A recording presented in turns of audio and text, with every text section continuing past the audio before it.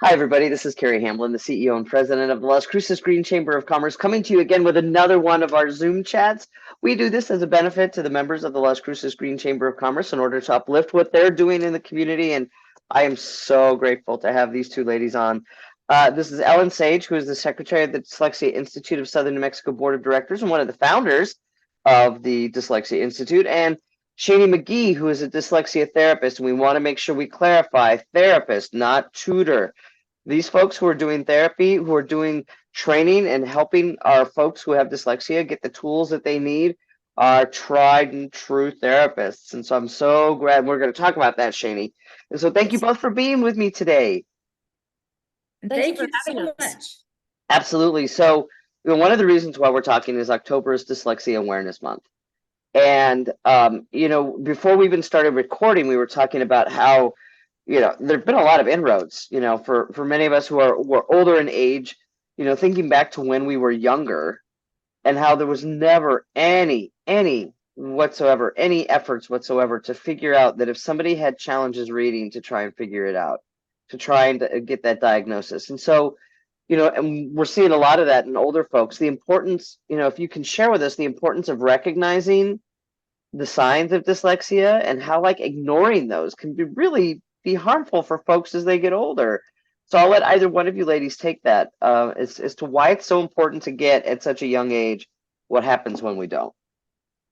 Okay, I'm going to take the first question. Okay, so it is so very important to recognize the signs and symptoms of a person that has dyslexia and provide that intervention. There is one in five people, 20% of our population, has some symptoms of dyslexia. And early intervention is the key to narrowing the gap of learning. Most dyslexics have an average or above average IQ. If they are not given the interventions, they are at risk of falling behind in their grade level work. And there is a lot of technology out there now and tools available to assist them with their learning. For example, some of the ones that are available are audiobooks.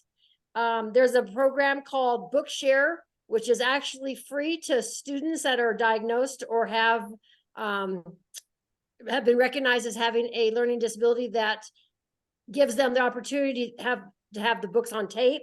And there's smart pens that kids can use or adults can use. And also there's the text-to-speech software that is available. If the signs and symptoms of a person with dyslexia are not recognized, that person will probably struggle with reading, spelling, and writing throughout their lives. They may not reach their potential.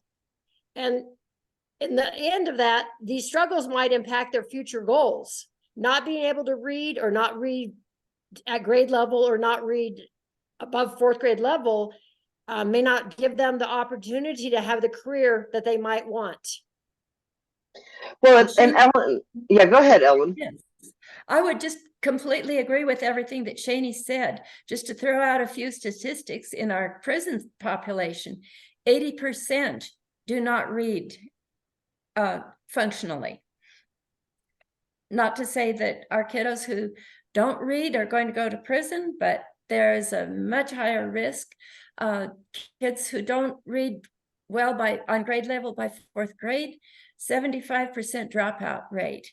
And of course, if they don't finish high school, I mean, what a waste of talent, because dyslexia is a mixed bag. It tends to come with talents in creativity, entrepreneurial ability, mechanical ability, sports. Albert Einstein is a poster child for dyslexia. They're just tremendously talented people. Well, it's unfortunate, with all the tools that Shani was talking about, that there are so many folks who lost out on opportunities just because, number one, it wasn't recognized. Number two, people didn't think that they needed to make accommodations because they just thought that somebody just didn't have a high IQ, when they just couldn't read. And, reading is the gateway to so many opportunities. And so by us not recognizing it and not helping, what we're doing is we're closing those doors for people even without them having the chance to open it. Yes. Well said. Thanks. And I'm wondering, so, Shani, you were talking about a lot of the different tools, which is, thank goodness you know, in the last, what, it's been about like 15, 20 years, right? That, I mean, audiobooks have been around a little bit longer, but I think of the technology has got to have been life-changing for people. Definitely, definitely. Just having that, just having like the book share available to them gives them the material on tapes. Well, and Definitely life-changing. I always think of, like, you know, when we think of when we talk about folks who are neurodivergent, and who have just their map in their brain is just a little bit different, and it's our job to kind of figure out that route rather than them telling us what the route is, right? It's kind of what Yes. I feel our job is. And so with that, you know, being able to adapt and offer those programs, you know, as a dyslexia therapist, you know, in order to really help folks learn new tools to help them read, you know, what are some of the characteristics of a program that works? Because, you know, audiobooks are great because they're providing that information, but there are Right. certainly skills and tools that folks who are neurodivergent in some manner or another learn to adapt, which is, I think, Ellen, why you were saying that there's so much creativity and just a kind of an above average IQ, because people learn how to adapt and learn how to navigate their world in a different way than what folks who are not neurodivergent do. So what are some characteristics of a really good program, say, Shiny? Okay, so the program that we teach at the Dyslexia Institute is called it's called Take Flight, and it was developed at the Scottish Rite Hospital in Texas, and it is an Orton Gillingham program, and they have very specific characteristics of their program. So the first one is it's multisensory. So when we teach a concept, we do everything. We do auditory, we do visual, we do kinesthetic and tactile. Second thing is it always has a phonemic awareness, which is the sounds, and it has phonics, which is letters to sounds. It is very, very structured. We have a schedule of things that we do in a certain order, so the kids know exactly what is coming. Direct instruction, preferably with very small groups. One-on-one, of course, is the best, so you can really target what that particular child is having trouble with. You can have larger groups. You just have to, you know, make a few changes as far as knowing, you know, the skills or what deficits for each child is. Very much a lot of repetition, consistency, always doing the same things, doing that same routine I was talking about. A big component is also willingness to try, both on the therapist side and on the student side. And it's a big commitment. The program that we do typically is a 2 to 3 year commitment. We like the students to come 3, 4, 5 days a week if possible. If they come 2 days a week, it's just going to take a lot longer. But it is a big commitment, and we always tell the parents that, you know, this is something that's going to take a while. And the third thing is it needs to be by a trained language therapist. This needs to be a diagnostic teaching. So when you're teaching a concept, if a child is not getting it, you know, you're going to be reteaching it based on what that student needs.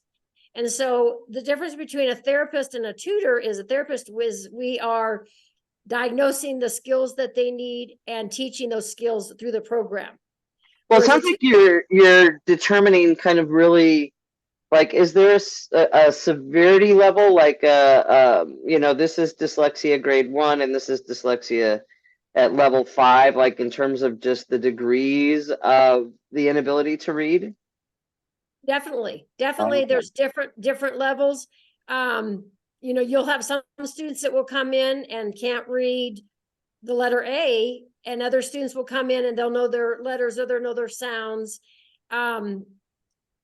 We start at the very beginning with everybody, no matter what grade they are. Adults, we do have a different program for adults, but we start at the beginning of the program, which is book 1. And we always say you go as fast as you can, but as slow as you need to. Because if a student needs, I mean, 2 days to do one lesson, they need 2 days to do one lesson. Some students can go a little bit faster and get through a concept, but there's a lot of, like I said, a lot of repetition, a lot of review. you're constantly reviewing what they've learned from the beginning. So they're keeping those concepts, in mind. It's kind of like you're really making sure those pathways in the brain get set. Yes. Yes. So that Exactly. they can read. And so, we talk about this a lot, especially from when 30, 40 years ago, when diagnosing somebody with dyslexia wasn't even something that was considered a part of curriculum. And now we're, talking about the different tools and calibrating the tools to make sure that they are meeting the capabilities of folks, or the abilities of folks. And so what are some of the challenges still that we have in order to help folks with dyslexia? Because really, I mean, we're looking at we talk about a lot of different things that folks have to deal with, and the challenges and the hurdles that they have. But dyslexia is one that can actually really be addressed and help people, which will open the doors for so many things. And yet, if folks can't read, it really limits opportunities and probably creates different paths that they wouldn't have taken if they could read. Right. Absolutely. And to start with, the first hurdle that a lot of parents face is diagnosis. And I am applauding the public schools because they are screening all of the first graders for dyslexia now. And that is a huge step forward. However, a lot of children are being formally diagnosed and put into programs way too late. And then the programs are not necessarily taught by people who know how to do multisensory programming, or the scheduling is just not working out. So because of that, we constantly have a waiting list of parents who are just desperate for their children and have not found the help that they needed in the school setting. But for bringing children to our institute, transportation is a big one, especially for parents who work during the day.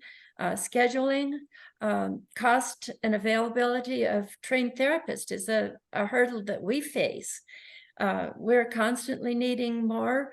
And years ago, the schools were attempting, this was about 2000, they were attempting to have a trained therapist in every elementary school. Unfortunately, that did not continue, but Shani was able to do that during that time. And I'd like for her to tell a little bit about her experience. Okay.